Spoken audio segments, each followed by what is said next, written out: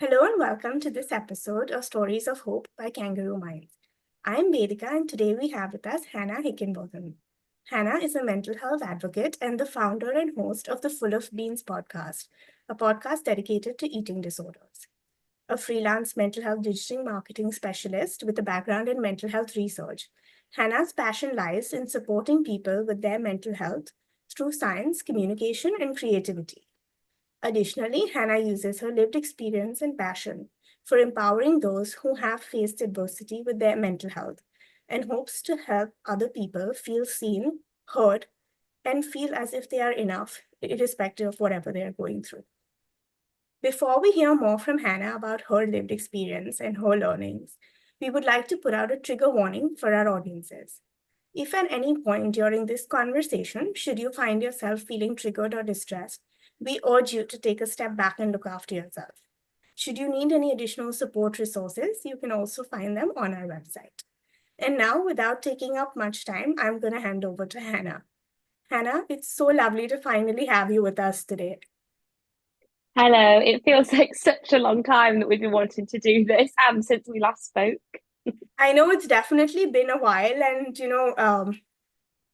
and props to you for all the amazing work that you do. And as I was saying, I think it's amazing the different conversations that you manage to curate around eating disorders. And of course, thank you for having me last time on your podcast. And it's good to see you here this time around. Yeah, I think what it is there's just so much that an eating disorder impacts, which is why, when people say to me, gosh, how do you have a podcast every week? And I'm like, well, one, every person's experience is different. So I like to keep a broad array to make sure that there's at least one podcast episode for somebody. But also, within your own experience, so much it is impacted from your health, your relationships, your job, your life, everything. So I think by having so many different episodes, I really hope that people can resonate and then know, oh, I'm not alone, or oh my God, I didn't even realize that was being impacted. But actually, yeah, I'm experiencing that as well now. No, I think, Hannah, the advocacy work that you do is absolutely amazing. And of course, your journey and your story, which we're going to hear more of. I know that's going to inspire a lot more people besides who've already seen the podcast, heard your podcast, and, who followed your blog. But yeah, we should just dive in, I think, now. So, Mm-hmm. Hannah, do you want to share more about, what has your mental health journey been like? Mm, sure. And I think one thing I always like to say before I ever talk about my experience is that this this person that you're now listening to has had 14 years worth of therapy. And so I will say I'm very self-aware because you would really hope, wouldn't you, after 14 years of therapy that you would be. And I've, taken a lot of time to look into my experience and understand it. So for people listening, if this is something new to you, or even if it's not new and you don't yet understand what's going on, that's totally okay. And I think sometimes within the mental health space, we hear from people that are doing so much better now, and sometimes that can feel so distant when you're not. So I firstly just wanted to say that this has taken a lot of time to get to the point that I now am. But I guess like a brief synopsis of the past 14 years, and obviously your childhood and early life impacts everything as well. But I initially was diagnosed with atypical anorexia when I was 14, so nearly coming up to 28 now, so it's been around for quite a while. And when I was first diagnosed, for those that don't know what atypical anorexia is, it's anorexia, so all the symptoms that somebody would have with anorexia, but your BMI isn't 18.5 or below. And the difficulty that I found with that diagnosis was that for me, a lot of my eating disorder was around not fitting in or not quite feeling enough, or not feeling like I had a place in the world. And so to be told that you engaged on this mission, or whatever you want to call it, to lose weight, and now actually your experience is atypical, was really, really undermining it. And from that day of when I got the diagnosis, I remember the kind of heaviness in my chest of I failed. And that really stuck with me. But equally, I guess so more at that time. When I was first diagnosed, I definitely, when I was younger, resonated with the term anorexia. You know, there was that deep, intense drive to want to lose weight and be as small as possible. But then, for one reason or another, I left the service that I was with because I felt so misunderstood in my experience because of that atypical anorexia. And we had times where my parents were renovating the house at the time and I couldn't even eat like an apple. And my mum was like, we're really struggling with meals because we don't have a kitchen currently. So having to do like a lot of microwaving or, be really, we use like camping stoves and stuff. So we have to be quite creative. And the nurse just said, well, why don't you order a pizza? And I was like, my daughter can't eat an apple. How am I supposed to order a pizza? Like she's not going to. So there was just so much misunderstanding. So for the next kind of 4 or 5 years, I guess I tried to recover, but I had no support from the hospital or anything. And when I was 18, that was when I got quite severely unwell. But I just refused to go to the doctor or anything like that. And I headed off to university. I went really far away. I was like, no, I'm an independent person. And at the time, I needed caring for like a child. But I ran off to university. And unfortunately, after 6 weeks, I was doing biology at Cardiff, and I had a bad incident in a lab where I literally couldn't stand because my body was in so much pain, and got rushed to hospital, and they had no idea what was going on, but ultimately it was all linked to the eating disorder. So I dropped out and I came home and my parents were so disappointed. They were almost angry that I'd dropped out. And I think at the time had so little understanding of the impact that the eating disorder was having on my life. Like I was encapsulated by it. Like it was, I lived and breathed the eating disorder. And yeah, my parents just weren't happy that their gold star student that had done so well at school, so had such high aspirations in life, had dropped out of uni. Like what on earth? And I think that's something that you often hear, and it's not everybody's experience, but with anorexia there is that perfectionism. So I equally felt like, okay, well, I failed anorexia, I failed at university, I'm pretty shit really.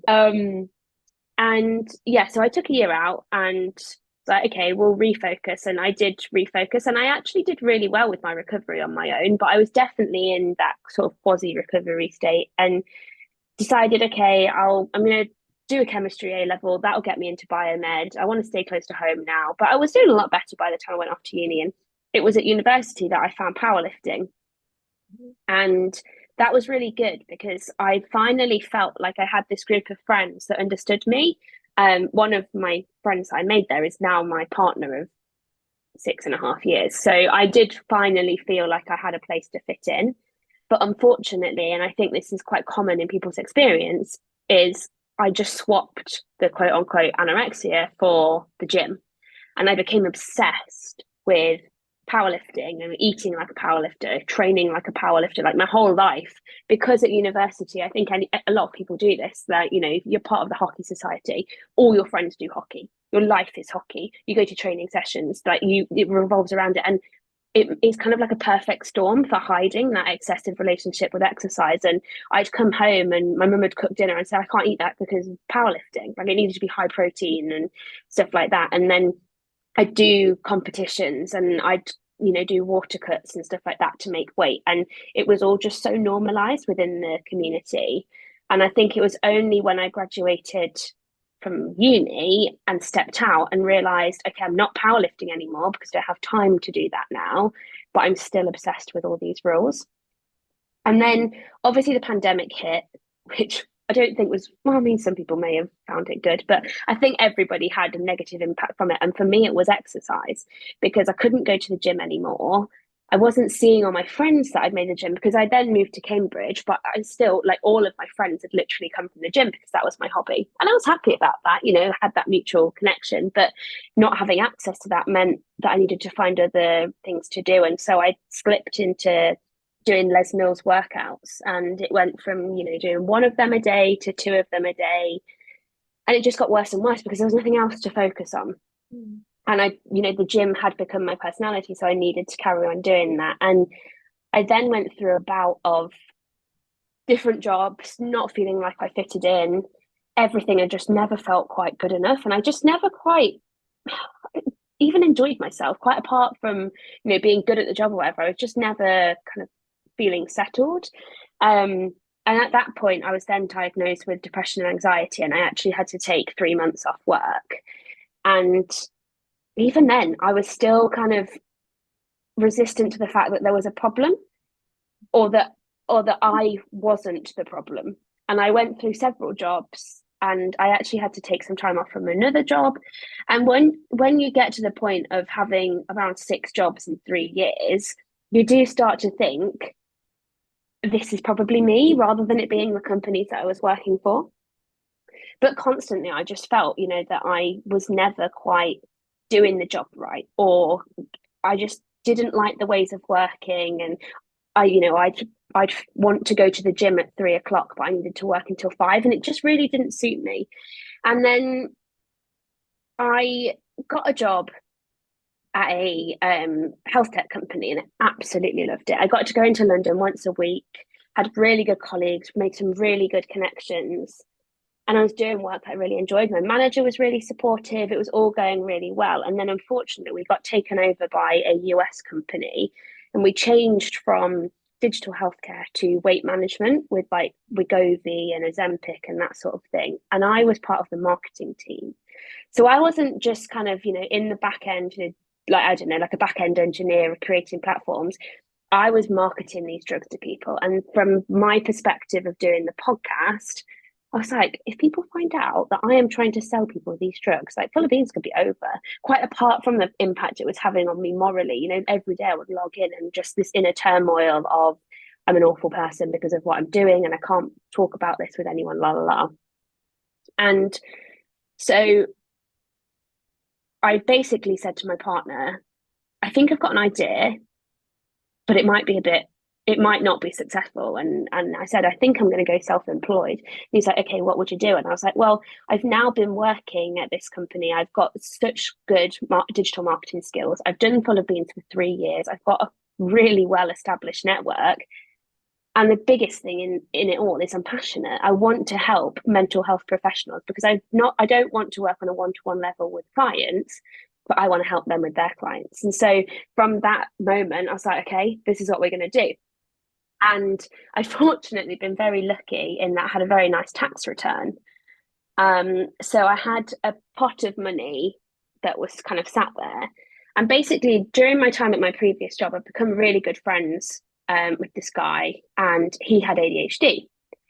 And it's something I've never even thought about before. I was like, people would mention neurodiversity, autism, ADHD, and I'd never felt like I resonated with it. And then he started talking more about his experience. I was like, okay, I feel like there's a couple of things, but people say, oh, everybody's neurodiverse. So I was like, maybe I've just got a few of the characteristics, but I wouldn't be diagnosable.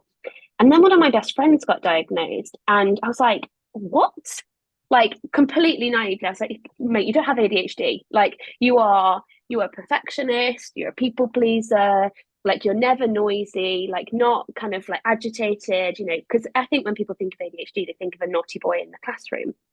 And she started telling me more about ADHD in women. I was like, oh, hot diggity damn, there we go. That is why I've never felt like I fit into any situation. That's why I've tried to use my body to morph myself into these situations. And I started thinking about, friendship groups where I hadn't felt accepted, and I'd pretended to be somebody else. And the amount of energy that would take me. And I'd constantly be saying to friends, like, I'm really sorry, I'm not going to be able to make it because I had an in-person meeting. Or, I'd think about when I'd go into the office and I'd have to take like 3 days to recover. And it was all because I was masking, but I'd never put 2 and 2 together. So basically, the day that I decided to go self-employed, I had the ADHD assessment and got diagnosed with ADHD. And I didn't feel like I needed the diagnosis to prove anything. it wasn't for anybody else, but it was almost to validate me. I think my biggest critic has always been me. You know, throughout therapy, I've always said like, oh, I don't feel like I fit in there, or I don't feel like, you know, everyone's judging me, da da da da. But it's always been fundamentally I've been judging myself because I didn't fit into it, or I failed at that, or I couldn't do that the way that I was told to do. And then since then, it's literally like the puzzle pieces have just started fitting into place. Like I, before got the diagnosis, I was actually really struggling in my relationship. And my partner won't mind me talking about this because we're quite open about it now to hopefully help other people, because we got to a point where we absolutely hated each other. Like we were best friends. We were, you know, if you picture like two people that two best friends that you see on the movies or whatever, we were in each other's pockets constantly. We giggled, laughed, everything. And we got to a point where literally being in the same room, we just wanted to scream at each other. And it was absolutely awful. But by being diagnosed with ADHD, it just allowed us to see things a bit differently and to have a different way of communicating. And for not only for him to understand, okay, potentially she's feeling a bit sensitive today, therefore I'm maybe going to approach this conversation differently, but for me to vocalize that. And I think that's a big thing that people often don't want to, I guess, accept, is that your diagnosis doesn't necessarily mean that everyone else is going to treat you differently or should treat you differently. It's that you need to start acting differently as well. And I had a friend who got diagnosed with ADHD, and she'd say, oh, sorry, I'm always late because I've got ADHD. And to me, I was like, no, yes, I can recognize that you may struggle with time management because you have ADHD, but you know that now. Therefore, you can put coping mechanisms into place, and your diagnosis shouldn't mean that other people have to, you know, tread on eggshells around you, but it means that you can really help people to understand what you're going through. And my communication skills now are so much better. So I'll say to my partner, I'm really struggling with eating today, or I'm really struggling with my body, and it's because X thing happened, which is making me feel, you know, more sensitive, more vulnerable, and things like that. But equally, I think by understanding that the ADHD, I didn't feel like I fit in, or I kind of, you know, didn't have a place in the world, trying to use my body and exercise as a way to prove that I was good enough. It's now completely reshifted the way that I see myself. So when I'm in the gym, it's not about the way that I look now. It's, you know, how strong can I be? You know, what weight can I lift today? And again, that could be an obsessive nature, but I've equally started to be like, actually, today I don't feel that good. I'm gonna leave right now, which is something I never could have done before. But it's finding that compassion for myself. And you know, I've debated, did I ever have an eating disorder? And I think I definitely did have an eating disorder, but I think it was as a result of being undiagnosed with ADHD, as opposed to it being a separate entity. And something else that I haven't mentioned is I also struggled really badly with body dysmorphia. And again, I think now that I understand how much of a fixation I had around my body, it was very much like, you know, I if I can't feel like I can fit in, then I definitely will be able to fit in if I have a certain body type. And then, so because I had body dysmorphia, that was then augmented because it'd be like, okay, now I'm just going to focus on my stomach. But then obviously, if you focus on something too much, it your brain changes things anyway. So that made that really difficult. And at the same time, I haven't been diagnosed, but I think the signs are pretty clear. I'm also autistic. And so the push and pull between the ADHD wanting novelty, chaos, you know, it seeking reward, things like that, whereas the autism wants structure, routine, rigidity, everything the same. The eating disorder seem to be able to sit in the middle and say, I can provide support for both of you. But before having that understanding of what was going on, I couldn't have managed that. I couldn't have navigated that. And I think, you know, that even after 14 years of therapy, it's only been in the past year or so that someone has said to me, do you think that you're neurodivergent? And, you know, that took 13 years to get to that point. So hopefully, you know, we're talking a lot more about neurodiversity and the link to eating disorders, but I think that's why it's so important for me to share my experience, not because I want people to sit and listen and say, woe is Hannah, you know, after what she's been through, but, you know, if someone can listen and be like, oh, I'm struggling with all of that, and that kind of makes sense, then hopefully they can get a diagnosis, or they can get support for whatever's going on quicker, because they can make those links sooner than I was able to. No, I think, Hannah, you've been very frank in sharing everything that, you've been through in the past, over a decade. And, as you've moved in the conversation from, talking about atypical anorexia to, recognizing ADHD and autism and neurodivergence, I think you've shared a lot of highs and lows that you've been through along Mm. your entire journey. But I wanted to ask you, like, what would you say have been some of your key learnings that have come through from your experience? Mm. I think the biggest one, which is a really difficult pill to swallow, is nobody can help you if you don't want to help yourself. And for years and years, I would blame the therapist, for not being a good enough therapist or not understanding, or I'd blame my parents for saying the wrong thing or not being there at meal times, or I'd blame a friend for making a comment that was triggering. And I actually spoke to somebody about this the other day, but for me, when someone says something that makes you feel uncomfortable or brings up difficult emotions, it's so important that you take that and look deeper rather than getting frustrated at them and saying, I can't believe that you would say that. I'm not saying that everyone now has the permission to walk around and say horrible things about each other, but I think when it's related to things like eating disorders, you need to kind of think, okay, they've said that and that's made me feel uncomfortable. Why is that? Like, for example, I was at a coaching, I go to a group coaching thing, and somebody was doing some diet. I think it's Carol Vorderman's diet or something. And you basically go vegan and then for 30 days or something. And it's very limited in what you can eat. And I got really by what he was saying because in the coaching they handed around some biscuits and he was like, oh no, I can't eat those biscuits, I'm doing that diet and I've got really good self-control. And I just was like, for God's sake, I've openly shared in this group of my struggles and you're still saying that. And then I thought, no, that's not on him because that's on me to think about. Okay, so the fact that he said he can't have a biscuit because he's got good self-control, that's triggered something in me. So I need to refocus and have another look at that because I'm clearly not over that. And I think, realizing that yes, you can have all the support in the work and please go and get the support. I'm not saying that in the slightest, but just know that until you're ready to make that change, like I was working with my therapist for a year and I just did not want to recover. I'd turn up to the therapy sessions. Once again, I'd say I was tired, I've not been eating well, da da da da da. And then something flicked in my brain. We went off to Indonesia. It sounds very bougie, but we went to Indonesia and I couldn't make my own food. We'd been to on holiday in Colombia. Basically, had a lot of weddings last year, and we had an Airbnb, so I could make my own food. But in Indonesia, it was 3 meals out. And yes, I could choose the options that felt the safest or the most restrictive, but I had no control over what they were doing in the kitchen. And so I automatically was almost at like a day patient facility that way. And I remember getting home and I was like, I could go back to where I was, or I could try this. And something just clicked, and I was then ready to start recovery. And from then, my therapist could then get on the train with me and we could go down the recovery journey. But until I was ready to start, there's nothing that she could do. I could turn up every week and we could talk about things.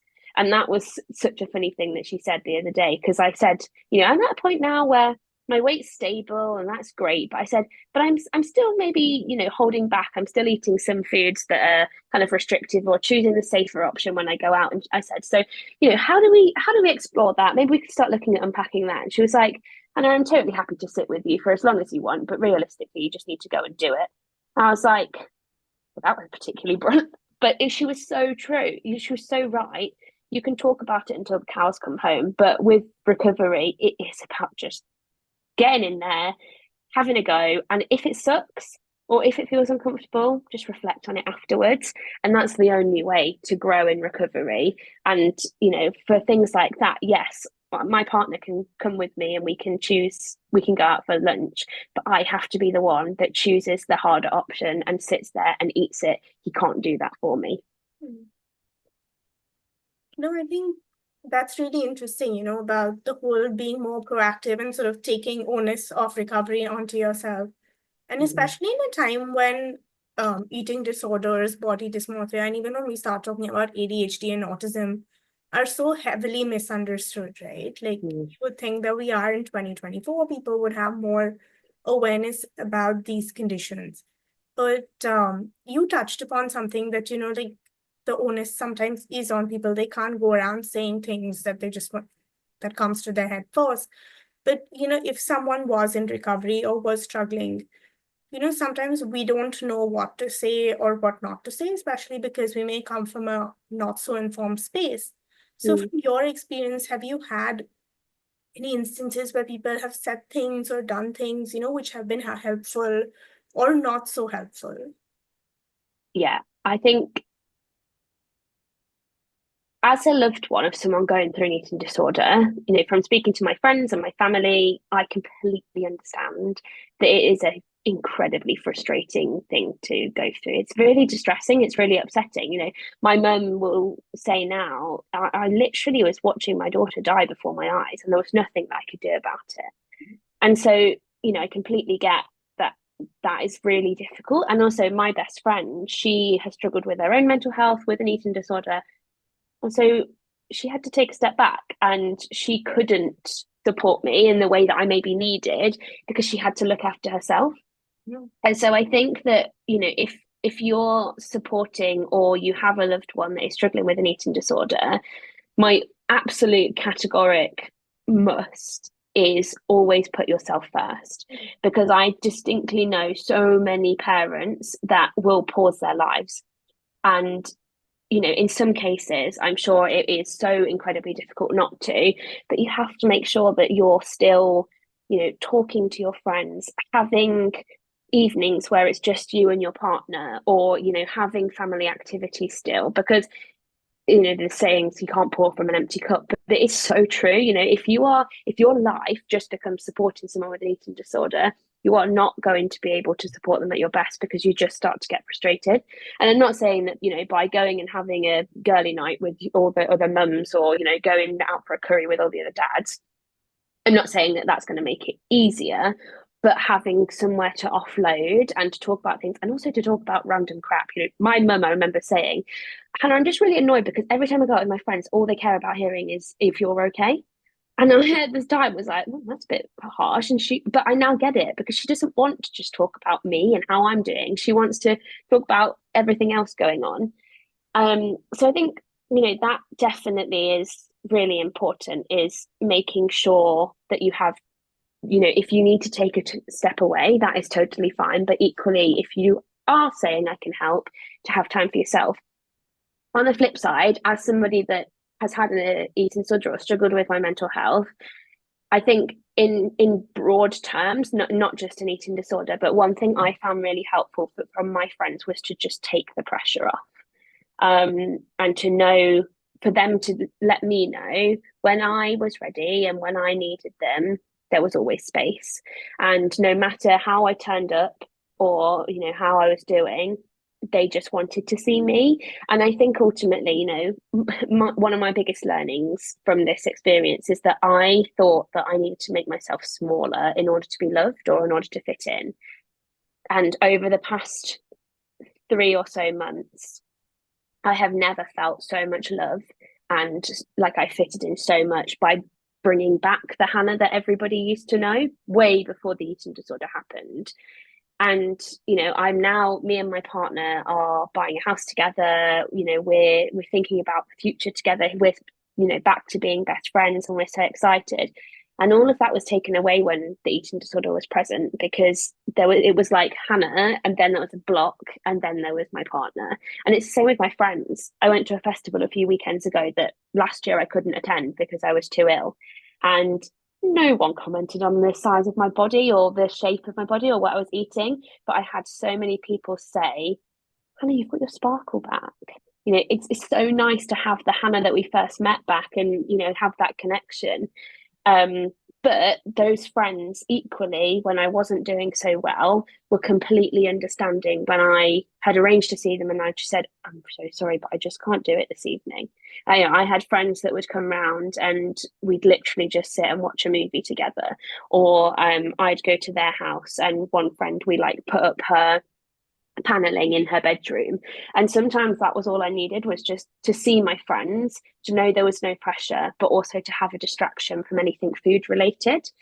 And I think with that in mind, if you are supporting somebody, or that someone's going through an eating disorder, try if you can to make the events not related to food. Because I did have a friendship group that were a little less understanding, and everything would be like, oh, should we have a pizza night? Or, should we, I'll cook dinner and da da da da. And that's lovely. And I never wanted to stop being invited. And I think that's a really important thing. Even if you know someone's struggling with food, don't stop inviting them, because they will just take that as you now hate them. But I think for me, what really helped was for my friends to be like, okay, we're thinking about doing this. How do you feel about that? And put it out there in the open, because one, then that gives the person an opportunity to think, actually, this eating disorder is making me miss out on this now. Maybe I don't want that anymore. But also it brings them in and it includes them and it shows that you're thinking of them. So I think it definitely, it's a minefield, but actually my overall advice would be, they're my experiences and that's what I liked. But actually, I think just speak to your loved one, speak to your friend and ask them about how they would like you to help them. They might not know at the time, and that's totally fine. But then they can have a think about it, and then they can come back to it and say, oh, yeah, I think, or maybe it's even reflective to say, I think in that situation, it might have been helpful, but, tomorrow that might be different. So just checking in with people, because like with anything, you have good days and bad days. And I'd have days where going out for a meal, if I knew where we were going, would be fine. And other days, I just needed to be at home under the blanket. I think that's really important, right? Like holding space for people, including them. And at the same time, also just checking in with them and finding out, what is it that works for them? Because as Yeah. you said, different days look different. But coming back to, your recovery journey, Hannah, you spoke a lot about, being in therapy and, working through a whole range of issues and your learnings from it. But what would you say in terms of self-care have been things that have really helped you and might help someone Mm. else as well? Firstly, getting rid of the idea that self-care has to be hot candles. Hot candles, obviously, candles are hot. Candles, a hot bath, and smelling salts, because none of that worked for me. Particularly as somebody now that I know has ADHD, all of the stereotypical self-care mindfulness activities sent me into an absolute frenzy. So I think really just looking into yourself and thinking, I actually did a bit of research on the different types of self-care, or the different kinds of rest. And actually rest doesn't look the same for everybody. So for someone, rest might be snuggling up in a blanket, sitting on the sofa and watching a Netflix movie. For me, that's not possible. I just find that so uncomfortable, because I need to be doing something with my hands. So I'll often sit and I'll draw or I'll crochet whilst I'm watching the TV program. But I could have, beat myself up about the fact that I can't just sit and watch a movie. Well, that in itself is not engaging in self-care. And so I think the best thing that I can recommend for self-care is really just trying different things, having compassion for yourself to say, it's okay if this doesn't work or if this doesn't feel comfortable. And actually, I have kind of had a really difficult journey with exercise, because that was something I really struggled with. But I equally know that going to the gym and having a good time makes me feel really good. So navigating that, because that is a form of self-care, but it's really having that self-awareness to recognize when that becomes excessive. Or, if I'm poorly and I'm still going to the gym, that's not self-care then. And actually what self-care would be getting on the sofa and doing some art or something like that. And I think another thing for me is just keeping that conversation open. I'm really, really lucky in the fact that I have a brilliant relationship with my parents and my partner. And by having that open dialogue of how things are going, how things are going for them and stuff, it really helps me to kind of regulate myself. But I mean, a part of self-care for me is having call with a friend. And that was something I couldn't do before because they wouldn't want to tell me about the highs and lows of their life because they were like, well, you know, Hannah's going through eating disorder treatment. She's not got the capacity. And I had a friend call me the other day who I've not spoken to for a couple of years, and I invited them to a party that I'm having, and they messaged me like, "Oh, we've got some news. Can we ring you?" And I was like, "I heard from you for a while. This is interesting." Anyway, they told me that they were pregnant, and I was just like, "Oh my God, if I hadn't reached out." Because I now have the self confidence to know that even if they don't want to talk to me, that's okay. That's not on me. That's their kind of prerogative. But wow, I'm getting to know this information now. People want to tell me, and I think the best form of self care is just, you know, valuing yourself and knowing that you can have compassion for yourself if things don't work, but equally, you know, doing the things that you enjoy the most and that make you feel good will be the things that revitalize you the most. No, I think, that's really true that, self-care doesn't look the same for everybody. And Mm-hmm. as you said, it's not always the most Instagrammable version of self-care that works for a lot of people. But, we spoke about self-care, and before I get into more about, the work that you're doing with Full of Beans and what's really been your inspiration, I just wanted to ask you, Hannah, like we know that eating disorders particularly carry a lot of stigma and misunderstanding. So have you ever experienced any stigma, or are there any myths that you want to call out around, you know, eating disorders, especially atypical anorexia? I don't think I've ever kind of, you know, nobody's ever stigmatized me in a way that they've said it to me bluntly straight up.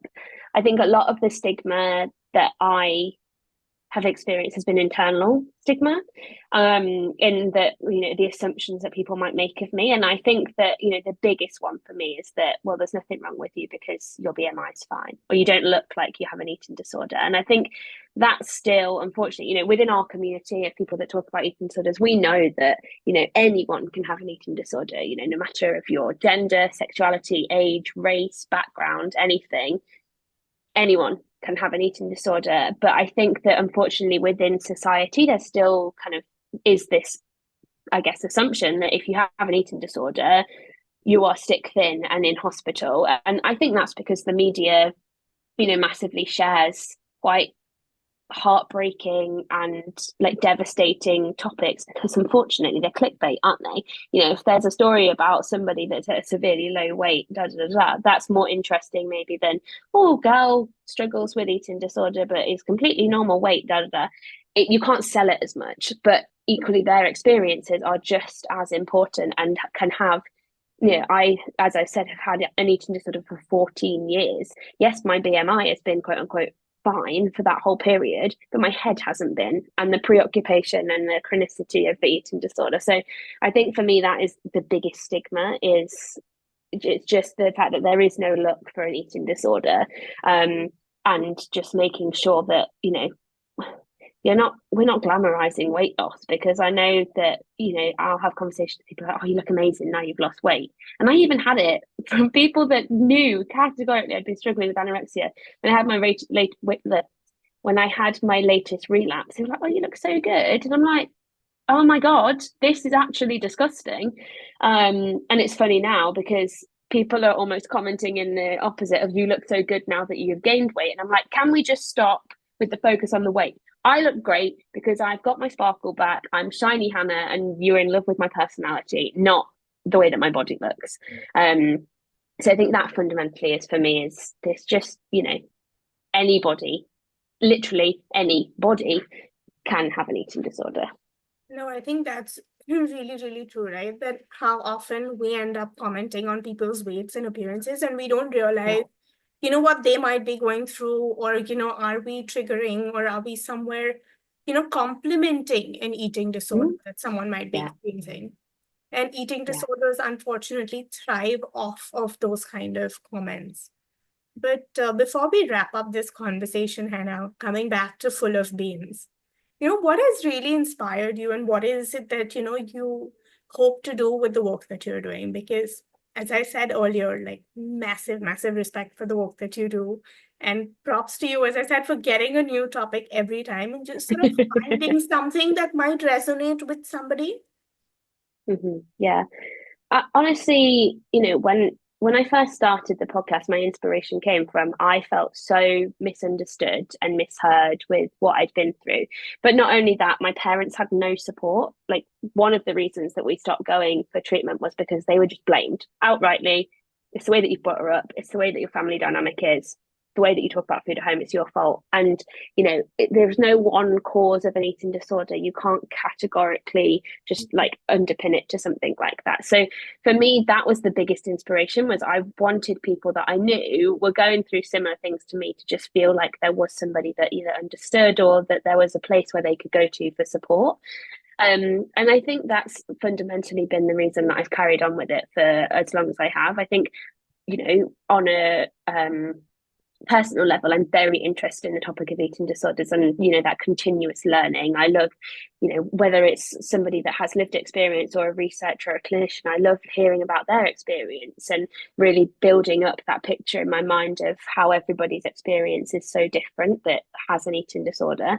But I think it goes further than that, in that not only people that have an eating disorder, but I think about my mum when I was first diagnosed, and she just still to this day, she does, even though I tell her it's not her fault, she still blames herself for the fact that I developed an eating disorder. And I want parents, carers, partners, siblings, friends, everyone to know that it's never one person's fault that somebody develops an eating disorder. Let's be honest, yes, you may have had a role to play in it. However, that did not, that was not fundamentally the cause of somebody's eating disorder. And I will say to my mum, the fact that you were on Slim Fast when I was younger probably didn't help the fact. However, I had probably had predisposing factors, there are environmental factors, everything added up. But I think it's taking that loneliness out of it, because eating disorders are so isolating. Even if you feel understood by your clinician or what have you, to know that there's somebody out there that feels the same way, is potentially getting better, or maybe they're not even getting better, but just to know that you're not the only person in the world feeling that way, I think for me was one of the biggest things. I remember when I first started listening to podcasts when I was ill, and now I listen to podcasts about ADHD and stuff, and I'm literally there in a field like, oh my God, somebody feels the same way. This is absolutely amazing. And it doesn't then make me think, oh, well, I can stay like this because someone else feels the same way. It's then really motivating to be like, okay, I can hear the struggle that they're going through. They're trying to change because they know that they deserve it. Therefore, I deserve the change as well, and I deserve to live a happy life. No, I think, everything that you spoke about sort of inspiring people, making people feel less alone. I really hope that's something people even gather from, your experiences that you've shared with us today. And to wrap up this entire conversation, because I know we've taken a lot of your time, Hannah, is if you had to share some advice for someone who might be watching or listening to this today, who might be struggling with their mental health, what would that be? I think even though it feels impossible right now, just know that there is always a way out.